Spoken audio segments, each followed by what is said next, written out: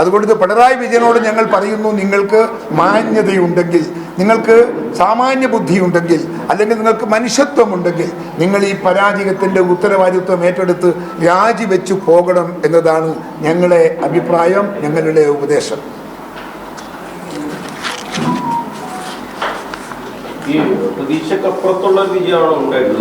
നമുക്കിവിടെ പ്രതീക്ഷക്കപ്പുറത്തുള്ള വിജയമാണ്. എല്ലാം കൊല്ലം, എറണാകുളം, തൃശ്ശൂർ, ഇവിടെയെല്ലാം നമ്മൾ വളരെ ശക്തമായി നമ്മൾ വന്നില്ലേ എല്ലാ സ്ഥലത്തും. കൊല്ലത്തൊക്കെ കൊല്ലത്തൊക്കെ എന്ത് മാറ്റാണെന്ന് എനിക്കെന്നെ തിരിയുന്നില്ല.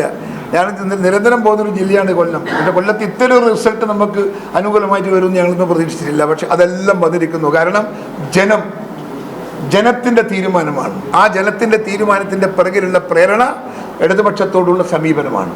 ഇടതുപക്ഷം ചെയ്ത പ്രവർത്തനത്തിന് വേണ്ടിയുള്ള റിസൾട്ടാണ് അവർ കൊടുത്തിരിക്കുന്നത്, റിട്ടേൺസാണ് കൊടുത്തിരിക്കുന്നത്. അതുകൊണ്ട് നമ്മെ സംബന്ധിച്ച് ഐക്യജനാധിപത്യ മുന്നണിക്ക് കേരളത്തിൽ ഒരു ആശങ്കയുമില്ല.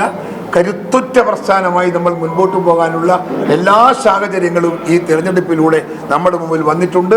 നമ്മുടെ പ്രവർത്തകന്മാരുടെ മനസ്സിൻ്റെ അകത്ത് ആത്മവിശ്വാസം വളരെയേറെ തുടിച്ചുയർന്നു എന്നുള്ളത് ഈ തെരഞ്ഞെടുപ്പിൻ്റെ ഒരു ഫലമാണ്.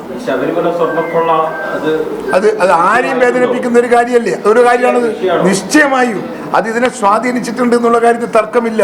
ഞാൻ ചോദിക്കുന്നു, ഒരു ശബരിമലയിലെ സ്വർണ്ണപ്പാളി കൊണ്ടുപോയി എന്ന് പറയുന്നത് ഒരു നാട് അത്ഭുതമല്ലേ? ഒരു ദേവന്റെ സമ്പത്ത്, ദേവന്റെ സ്വർണം കൊണ്ടുപോവുക എന്ന് പറയുന്ന ഒരു നാട്.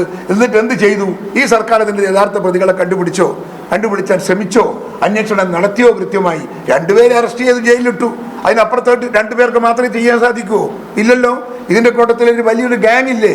അതിനൊരു സംരക്ഷണം ഉണ്ട് എന്നുള്ളൊരു ബോധ്യമില്ലെങ്കിൽ ഇതാരെങ്കിലും ചെയ്യോ? പിണറായി വിജയൻ്റെ സ്വന്തമായി അടുത്ത് നിൽക്കുന്ന 2 പേരാണ് ഇപ്പോൾ അറസ്റ്റ് ചെയ്തിട്ടുള്ളത്. ഗത്യന്തരമില്ലാത്തത് കൊണ്ട് അറസ്റ്റ് ചെയ്തതാണ്.